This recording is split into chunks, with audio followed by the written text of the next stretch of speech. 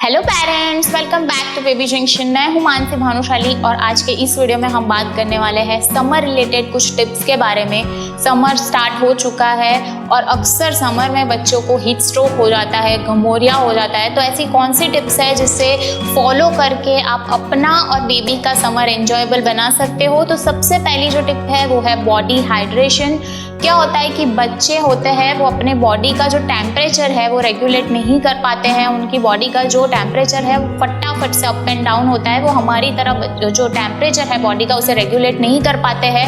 तो अगर उनके बच्चे की जो बॉडी है वो हाइड्रेटेड रही तो उससे ऑटोमेटिकली उसका जो बॉडी का टेम्परेचर है वो स्टेबल हो जाएगा। इसलिए बच्चे की बॉडी हाइड्रेटेड रहना बहुत ज़रूरी है। तो जो 6 महीने से छोटे बच्चे हैं उनकी बॉडी हाइड्रेटेड रखने के लिए उन्हें एक्स्ट्रा वाटर देने की बिल्कुल भी ज़रूरत नहीं है। उनकी जो नीड है वो थ्रू ब्रेस्ट फीड या फॉर्मूला मिल्क से सेटिस्फाइड हो जाती है। तो जो नर्सिंग मॉम है जो बच्चे को ब्रेस्ट फीड करा रही है, आप खुद ज़्यादा से ज़्यादा पानी पियो, क्योंकि हमको पता ही है कि जो ब्रेस्ट फीड है वो 90% पानी से ही बनता है।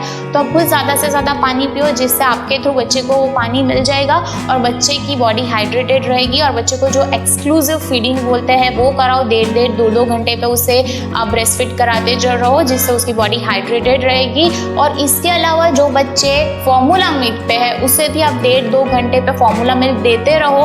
और चाहे तो थोड़ी क्वांटिटी कम रखें, लेकिन 1.5-2 घंटे पे दो, जिससे उसकी बॉडी में पानी की जो मात्रा है वो सही से बनी रहे और ज़्यादा टेम्परेचर डिफरेंस ना हो जाए बॉडी में और उससे उसको हीट स्ट्रोक ना हो। और जो 6 महीने से बड़े बच्चे हैं, क्योंकि हमने उन्हें पानी स्टार्ट कर दिया है, तो थोड़ी थोड़ी देर में आप सिप्पी कप्स या फिर ग्लास या स्पून से बच्चे को थोड़ी थोड़ी देर में पानी देते रहो। और इसके अलावा आप बच्चे को जो भी वाटरी फ्रूट्स है, जैसे कि वाटरमेलन हो गया, उसके जूस बना के दे सकते हो, लस्सी दे सकते हो, छाछ दे सकते हो, कर्ड दे सकते हो, कोकोनट वाटर दे सकते हो, सिकंजी बना के दे सकते हो। और जो भी वाटरी फ्रूट्स है उन सारे के सारे फ्रूट्स के आप जूसेस बच्चे को दे सकते हो। लेकिन क्या है कि समर में हम बड़े जो आइसक्रीम और कोल्ड ड्रिंक है ये सब हम कंज्यूम करते हैं, तो प्लीज़ छोटे बच्चे को आप ना दे, क्योंकि एक तो ठंडी चीज़ें बच्चे को गले में प्रॉब्लम करा सकती है और दूसरा उनमें जो शुगर की लेवल है बहुत ज़्यादा है। और 5 साल तक बच्चे के दांतों का हमने बहुत ध्यान रखना है, उसमें कैविटीज ना हो जाए, हमको ध्यान रखना है। तो प्लीज़ कोई भी आइसक्रीम या कोल्ड ड्रिंक्स बच्चे को ना दे। उसके अलावा आप क्या कर सकते हो, जो कोई भी फ्रूट ले लो, उसका जूस निकाल के आप उसकी घर पे पॉप्सिकल्स बना के वो आप बच्चे को दो। लेकिन कभी भी बच्चे को आइसक्रीम या कोल्ड ड्रिंक्स ना दो, ये ध्यान रखो और बच्चे की बॉडी को हाइड्रेटेड रखो। दूसरी जो चीज़ है वो है क्लोथिंग। ये समर में जो कपड़े हैं वो सबसे ज़्यादा इंपॉर्टेंट रोल प्ले करते हैं। तो कपड़ों का आप ध्यान रखें। बच्चे को आप कॉटन के हल्के कलर्स के कपड़े पहनाओ। अब कॉटन के कपड़े इसलिए क्योंकि जो कॉटन का कपड़ा है वो पसीने को सोख लेता है, तो बच्चे को घमौरियों की प्रॉब्लम नहीं होगी। और हल्के कलर्स जैसे कि वाइट हो गया, लाइट येलो हो गया, लाइट ब्लू हो गया, ये सारे जो लाइट कलर्स है वो जो गर्मी है उसको कम अंदर लेते नहीं है, तो इससे भी बच्चे को पसीना नहीं होगा। जो डार्क कलर्स है उन पे मच्छर बहुत ज़्यादा आते हैं। समर्स में वैसे भी मच्छर बहुत ज़्यादा होते हैं, डेंगू, मलेरिया, चिकनगुनिया जैसी बीमारियां अक्सर फैलती रहती है। तो डार्क कलर्स पे मच्छर भी बहुत ज़्यादा आते हैं, प्लस जो डार्क कलर्स है वो जो गर्मी है उसे अंदर सोख लेते हैं, तो उसकी वजह से पसीना बहुत ज़्यादा आता है, बच्चे को घमौरी की प्रॉब्लम हो जाती है। तो बच्चे को आप कॉटन के लाइट और एकदम ढीले कपड़े पहनाओ, जिससे बच्चे की स्किन पे कोई भी स्किन रिलेटेड प्रॉब्लम नहीं होगी। आप बच्चे को एसी में सुला रहे हो तो बच्चे को लॉन्ग स्लीव्स के कपड़े पहनाओ और थोड़े से ढीले कपड़े पहनाओ, जिससे बच्चे को ठंड ना लग जाए। और बच्चे को आउटडोर में लेके जा रहे हो तो भी फुल स्लीव्स के कपड़े पहना के लेके जाओ जो ढीले हो, इससे मच्छर नहीं काटेंगे, प्लस बच्चे को सन टैन या सनबर्न नहीं हो जाएगा। थर्ड जो टिप है वो है मसाज और बाथ। समर में भी बच्चे को मसाज देना बहुत ज़रूरी है। अगर मैं ऑयल की बात करूँ तो आप कोकोनट ऑयल ही यूज़ करें, क्योंकि कोकोनट ऑयल काफ़ी ठंडा होता है, उनमें एंटीबैक्टीरियल प्रॉपर्टीज़ भी होती है। तो अगर बच्चे को घमौरिया कुछ हुआ भी है तो उससे उस पर कूलिंग इफेक्ट मिलेगा और जल्दी से रिपेयर करने में उसको हेल्प मिलेगा। तो आप कोकोनट ऑयल के अलावा कोई भी ऑयल यूज़ ना करें। आप चाहो तो वीकली एक बार उसे कर्ड का मसाज दे सकते हो, आप चाहो तो उसे एलोवेरा जेल का मसाज दे सकते हो, क्योंकि दोनों चीज़ें बहुत ठंडी है। इसके अलावा आप चाहो तो चंदन के अंदर थोड़ा सा रोज़ वाटर डाल के उससे भी बच्चे को मसाज दे सकते हो।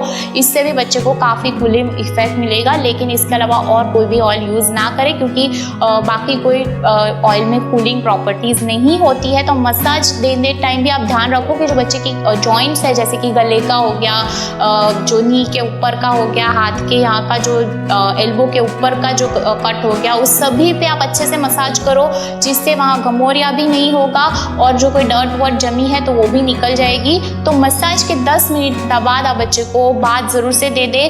पानी ध्यान रखें कि ठंडा पानी कभी भी यूज़ ना करें। ठंडे पानी से अक्सर बच्चों को घमौरिया हो जाती है। तो अब जो पानी का टेम्परेचर है तो लूक वार्म ही पानी से बच्चों को नहलाएं। 6 महीने से बड़े बच्चों को आप दिन में 2 बार नहला सकते हो, और जो 2 महीने से छोटे बच्चे हैं जिनकी गर्भनाल अभी नहीं गिरी है, उसे आप दिन में 2 बार स्पॉन्ज दीजिए, जिससे कुछ डर्ट वर्ट जमी है तो वो भी निकल जाएगा, बच्चा भी फ्रेश फील करेगा। और इससे क्या होगा कि जो बच्चे की घमौरिया, रैश वगैरह की प्रॉब्लम है वो एकदम शॉर्ट आउट हो जाएगी और ज़्यादा प्रॉब्लम आपको समर में होगी नहीं। नेक्स्ट जो टिप है वो है अवॉइड डाइपर्स। हम सभी को आदत पड़ चुकी है बच्चे को डाइपर में फुल डे रखने की, लेकिन डाइपर गीला होता है, इसलिए बच्चे को समर में वहाँ पे रैशेज होने के बहुत ज़्यादा चांसेस है। तो जितना बच्चे को डाइपर फ्री रखोगे तो ये सारी प्रॉब्लम कम हो जाएगी। तो उसके लिए आप बच्चे को कॉटन नैपीज़ या फिर पजामाज आते हैं उसमें रखो फुल डे, जो रीयूजेबल होते हैं, धो दोगे तो आप वापस से रीयूज़ कर पाओगे, तो वो यूज़ करो। जिससे क्या होगा कि बच्चे को रैश वैश की प्रॉब्लम बहुत कम हो जाएगी और समर जो है वो अच्छे से निकल जाएगा बिना किसी रैश और किसी चीज़ के वजह से। क्योंकि अगर रैश वैश हो गया तो समर में बच्चा फिर पूरा रोते रोते ही निकलेगा। तो जितनी प्रॉब्लम हम अपने लिए कम करेंगे उतना सही रहेगा। और अगर आप बच्चे को डाइपर पहनाना ही चाहते हो या फिर रात को अगर उसे डाइपर पहनाना है, तो कोकोनट ऑयल या फिर कोई भी डाइपर रैश क्रीम जो है वो उसे अप्लाई करके फिर ही डाइपर पहना है, जिससे बच्चे को डाइपर के रिलेटेड कोई भी स्किन इश्यूज ना हो। नेक्स्ट जो टिप है वो है अवॉइड आउटडोर्स। जैसे कि हम सभी को पता है कि समर में बाहर जो सन की यूवी रेज होती है बहुत स्ट्रांग होती है और उसकी वजह से बच्चे में हीट स्ट्रोक हो जाता है। तो अवॉइड करें बच्चे को बाहर ले जाना, और स्पेशली जो 10 से 5 की जो एकदम स्ट्रांग यूवी रेज है वो तो अवॉइड ही करें बच्चों के लिए। 10 से 4 के या 5 के बीच में आप बच्चों को कभी भी बाहर लेके ना जाए। बाहर लेके जाना पड़ रहा है तो सबसे पहले तो आप उसे सनस्क्रीन लगा के जाए, जिससे बच्चे को सन टैन या फिर सन बर्न ना हो जाए। दूसरी जो टिप है वो है बच्चे के लिए आप पानी या फिर जो फॉर्मूला मिल्क पे है बच्चा तो वो लेके जाए, और थोड़ी थोड़ी देर में बच्चे को पानी या फॉर्मूला मिल्क देते रहे, जिससे उसकी बॉडी हाइड्रेटेड रहे। बच्चा अगर बड़ा है तो उसको कैप या फिर गोगल पहना के रखो, जिससे भी उसको हीट ना हो। और जो बच्चे को आप प्रेम या फिर कैरी कॉट में सुला रहे हो तो उस पर भी पहले कॉटन का कपड़ा लगा पे उस पर बच्चे को सुलाओ, जिससे उसकी बॉडी का टेम्परेचर बढ़ ना जाए। इसके अलावा जो नेक्स्ट टिप है वो है बच्चे का बिस्तर। समर में बच्चे का बिस्तर भी बहुत मैटर करता है उसके बॉडी के टेम्परेचर को मेंटेन रखने के लिए।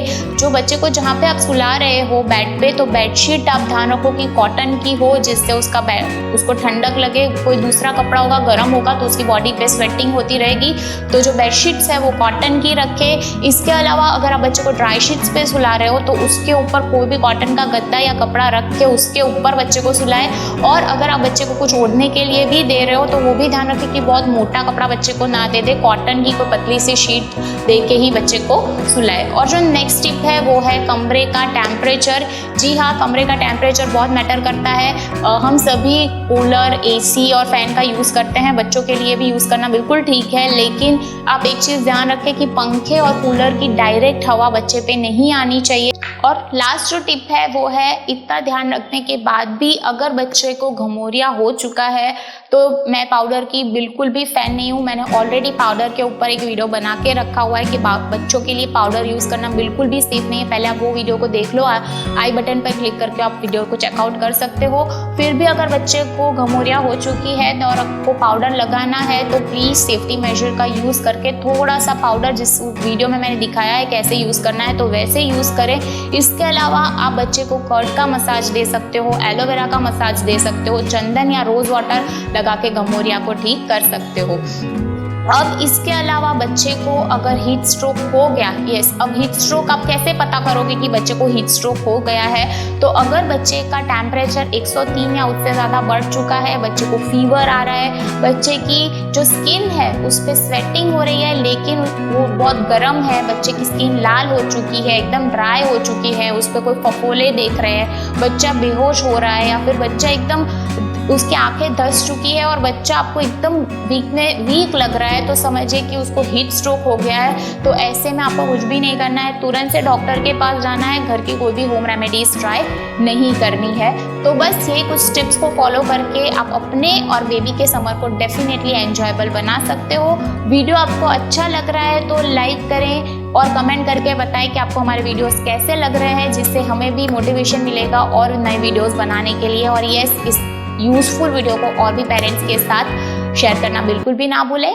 Thank you for watching baby junction.